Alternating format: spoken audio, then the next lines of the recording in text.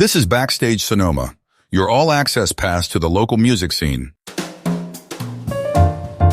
Coming to you from beautiful downtown Santa Rosa, this is the Backstage Sonoma podcast. And now, here's your host, Steve Roby.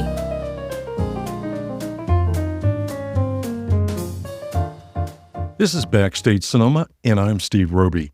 Christian Gates is a Sacramento singer, rapper, and multi-instrumentalist who performs as the Philharmonic. He's received much praise and attention after winning this year's NPR Tiny Desk Competition and last year's American Songwriting Contest. Christian will join me shortly to unpack it all, but first, here's a sample of the Philharmonic's hit, What's It All Mean?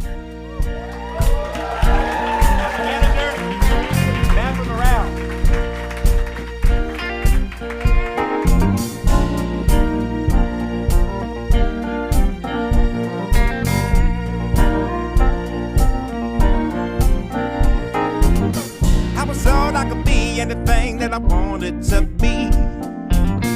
Well, God said you can't make money and fulfill your dreams. But if you look at the people that are better than me, trying to find a way around this power scheme. What's it all mean? What's it all mean? What's it all mean? What's it all mean? What's it all mean? What's it all mean? Get up, go to work.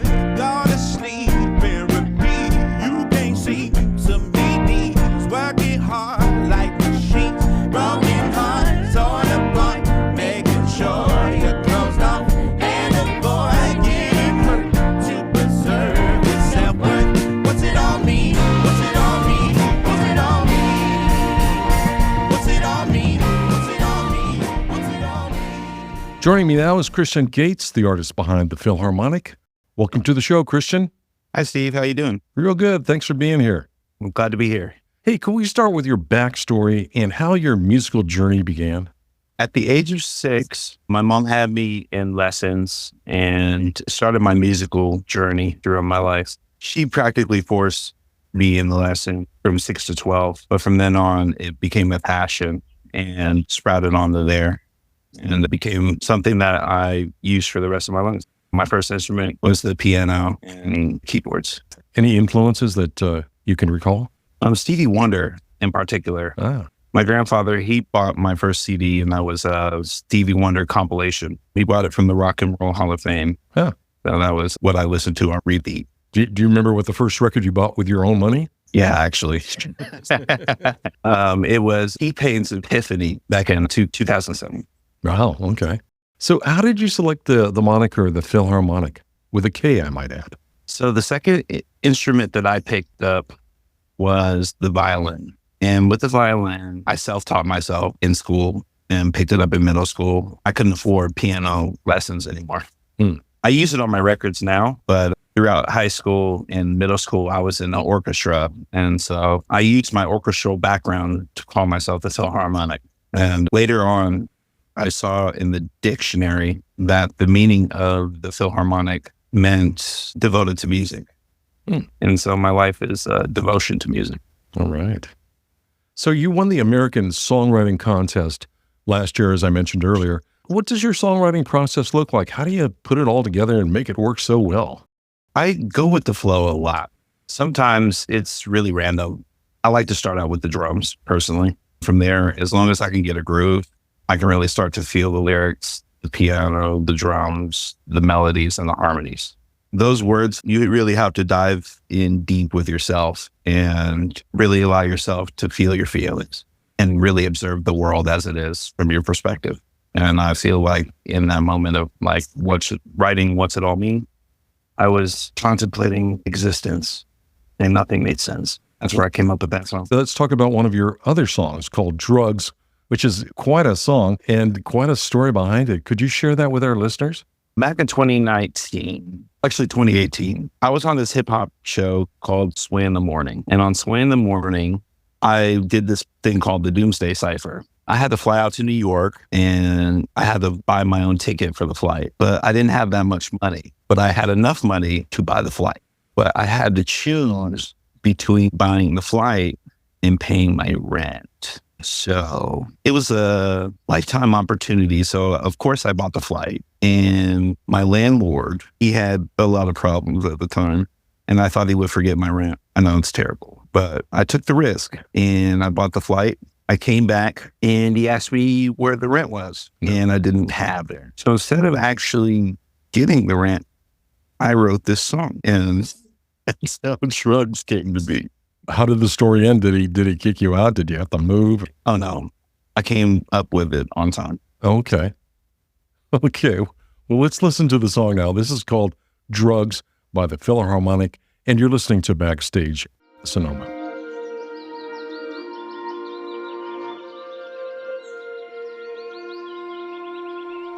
Approaching the first of the month, I don't think I have enough to even afford my rent. I'm losing my will to live. Once I hit age 26, I'm off of my mom's coverage. When she said get a real job, I probably should have listened.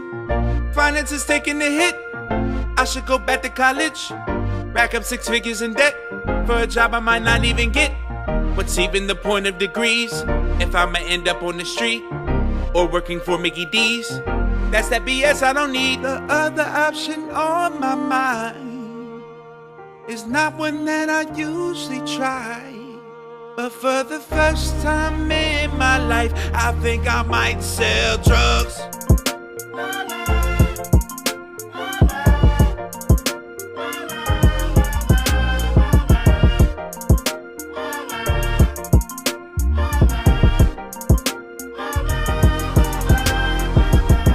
Never matter, but I'm really needing that fast food. I better hope the money stack up, or my landlord will tell me to pack up. It's true that nobody give a fuck unless it results in a surplus. That make you want to sell pull up, or make you grow up without growing up. If the job market seem to fail, I secure the black market retail. At least then the bread would never stale. Stun on the people that never care.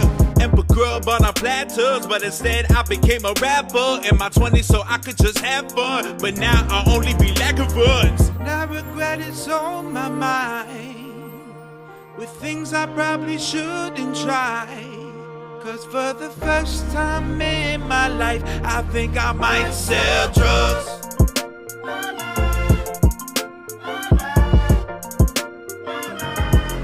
Might sell drugs.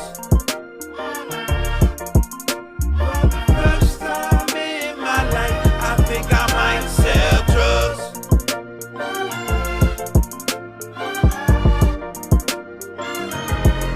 Might sell drugs. For the first time in my life, I think I might sell drugs. The honest truth about adulthood, that is full of empty promises. I guess if you look at the positives, you'll figure out everyone's winging it. My high school reunion is coming up. I'm mad I don't even have time to stunt on the people that didn't believe in me. That day is coming, I swear you see. None of it matter, the more you know.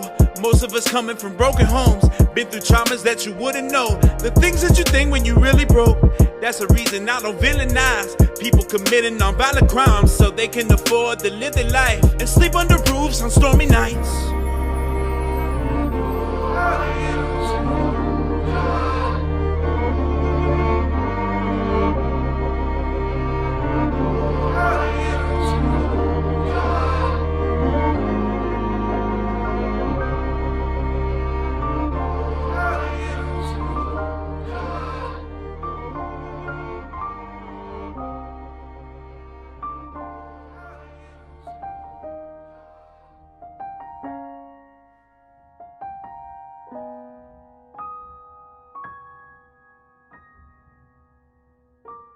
And we're back with my guest, musician Christian Gates, a.k.a. the Philharmonic. Christian, can you tell our listeners about NPR's Tiny Desk Contest and how winning it changed your life? So the Tiny Desk Contest, I was preparing for it as soon as I got the announcement in my email. It wasn't my first time entering the contest. The first time was in 2019, actually. I did a song with my friend Yes, and we put up a bunch of posters, and we did a song about mental health. For me, that was just a litmus test about how to win the contest and see how the contest goes. This time around, I waited about 6 years because I wanted to grow as an artist, grow in my life, and grow in my experiences.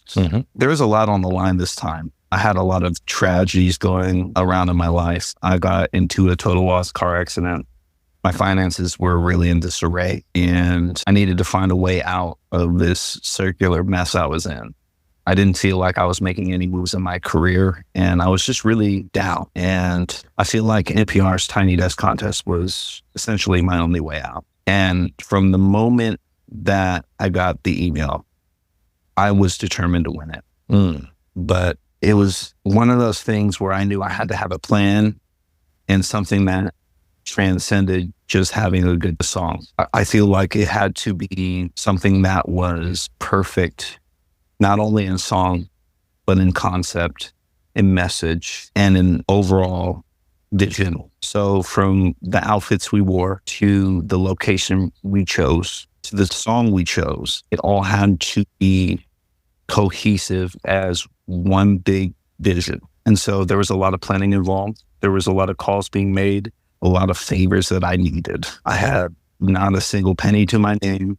And I asked my community for a favor, but I told them that in my heart, I know this is a winner as long as we can execute this. And we did that take in 3 takes. Yeah. And that's essentially the story. Now, most everybody is dressed up in white shirts and ties, and there's little clip-ons of for the company, the Phil Corp, I believe it is, and their employee ID tags. What was the concept behind that? I think there's a lot of narrative going around when it comes to doing your passion in life as a job, that if you do what you love, you'll never work a day. But I don't believe that's the truth. I believe that everything we do in life is work. And whether it's in relationships, whether it's on ourselves, whether it's in our area of passion. And so I felt that I wanted to symbolize that behind this song and behind the desk. It was one of those things that I didn't know how deep it was until it came together. And because everything is work, everything is basically set up like a corporation. So I don't have any animosity towards work. Right. Which I feel like a lot of us artists do in a way, like working for the man and working a job we hate. But I realized when you are in service of humanity and you're living on this earth, you are going to be constantly working. And working is what gives us purpose. Absolutely. So talk about the song briefly. What's it all mean? You started to talk about a little bit earlier there. What's it all mean? What's the message behind the song? I think the message of what's it all mean is that the purpose of life is just to live it. I think the purpose of it is just of what you make it. And I think that's very powerful. Sometimes it's daunting, but either way, it feels good to have that power in your own hands and to make life what you want it to be. The video is doing really well. I just looked at it this morning and it's got over 1 million views on YouTube. So congratulations on that. Well, thank you. All right. Hey, let's play some more of your music. This is one of my favorites too, also from the Tiny Desk concert. It's called Pay Me. What can you tell us about this song? And I really think it should be one of those songs that those on the picket line should sing everywhere. It's got such a great chorus. Oh, yeah. Even though our life is based around work and whatever we do, it's also essential to recognize our value and to know what places don't recognize it. So for me, writing Pay Me was me being tired of people and places not recognizing my value. Okay, well, let's play it now. This is Pay Me by the Philharmonic, and you're listening to Backstage Sonoma. This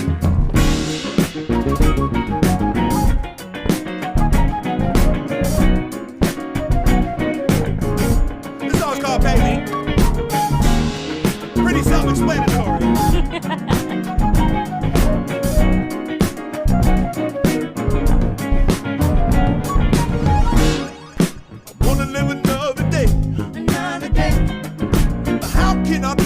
Working on a minimum wage.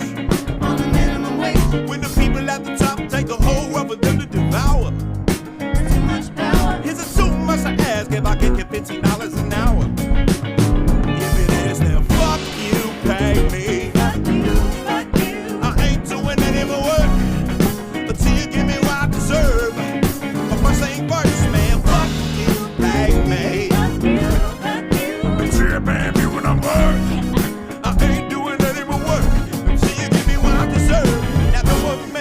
never have all that power.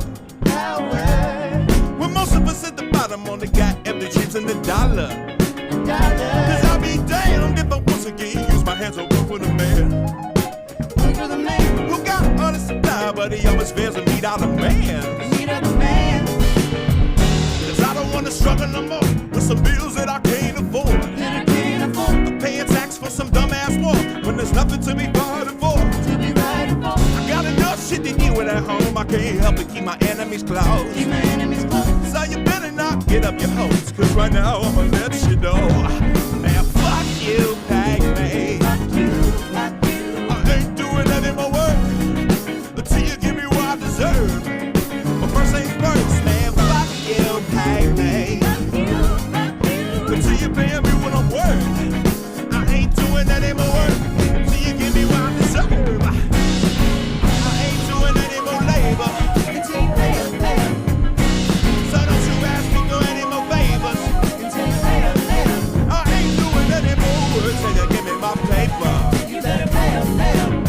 Give it up, cause I ain't gonna wait until later. You better pay up. Alright, ladies, sing it.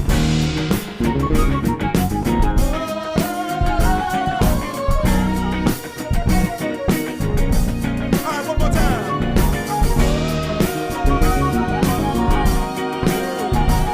Alright, on the count of four, everybody sing it.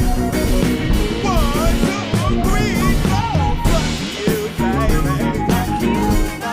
I ain't doing any more work until you give me what I deserve. But first things first, man, fuck you, baby. I ain't doing any more work until you give me what I deserve. But first things first, fuck you, baby. Fuck you,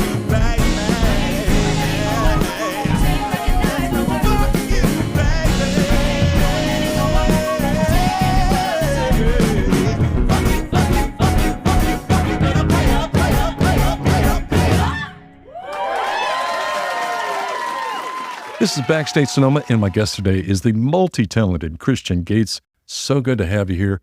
Christian, let's talk about your live shows. I understand you have an 8-piece band. Well, at least you did at the Tiny Desk concert, and you just wrapped up a summer tour. Who's in the band, and what does everyone play? So the band consists of 9 members, if you include myself. Sure. Which I'm the front man, the Philharmonic. I play keys and vocals. The background singers, Alicia Hall and Mariah Wenzel. And then drummer Courtney Miller. The bassist, Samuel Phelps. The guitarist, 1, Darius Upshaw. Guitarist 2, Ana Chavez, who also sings. Mm-hmm. The flautist, Jimmy Tor. On the keys, also Jeffrey Archie Jr. And let me see if I think I got everybody. All right. Is it hard to manage a big band like that? Sometimes it is, yeah. I bet it is, yeah. But you guys are all having fun. Everybody has a smile on their face and knows their parts perfectly. It's just a joy to watch. See, the key to that is letting everybody play it to their own interpretation. It's like if you let everybody read a poem and you tell them what the interpretation is, it ruins the fun of reading a poem. Mm-hmm. When you had the discussion in class and you would discuss with the teacher and with among classmates, like what the poem meant, it was a fun time dissecting what that poem meant. And I feel like music is supposed to be approached the same way. Mm-hmm. Let's talk about your live show in Petaluma coming up very shortly. It's going to be at the Mystic Theater. What can fans look forward to at the show? I'm only bringing my four guys this time, the core 4. So it's going to be me, Samuel Phelps, Darius Upshaw, and Courtney Miller. And we're going to have a really cool set. It's going to be really jazzy, but we're going to keep the same integrity of the songs that we already have. I think the fans are going to really like it. Cool. Great to see a 4-piece set up there with you. That'd be nice. Yeah. So do you have any future music projects you're currently working on? What can we look forward to? I'm working on a lot of singles and an album that's currently in the works right now. So I already have the album concept and the album name, but I don't want to name it yet. Oh, man. I always try to pry out what's the working title, what's the next single. But anyway, when can we see the first single? That's to be determined. Let me remind our listeners that Philharmonic will perform on Friday, October 11th at the Mystic Theater in Petaluma. Doors open at 7 and showtime is at 8 p.m. Tickets can be purchased online at themystictheater.com. Christian, thanks so much for your time today, and have a great show. Thanks for having me, Steve. Backstage Sonoma will be right back after this quick break. Welcome to Backstage Sonoma, your all-access pass to the heartbeat of the Bay Area music scene. From jazz to rock, blues to world music, we bring you intimate conversations with the artists shaping our soundscape. Hear their stories, explore their inspirations, and dive deep into the creative process that makes each performance unforgettable. Hosted by Steve Roby, seasoned radio personality and best-selling author, Backstage Sonoma has featured Grammy winners like Judy Collins, Colby Kyle Lott, Leslie Mendelsohn, and chart-topping guitarist Adam Hawley. With over 200 episodes and 4 years of exclusive content, we keep you connected to the local and touring musicians making waves today. Whether you're a lifelong music lover or discovering new tunes, join us on Backstage Sonoma. Available on all major streaming platforms, including YouTube. Don't miss a beat, subscribe now and be part of our growing community of listeners. Backstage Sonoma, where the music never stops. Thanks for listening to the Backstage Sonoma podcast. Join us next time for more great interviews and music from local and touring musicians. You can find us on the web at backstagesonoma.com.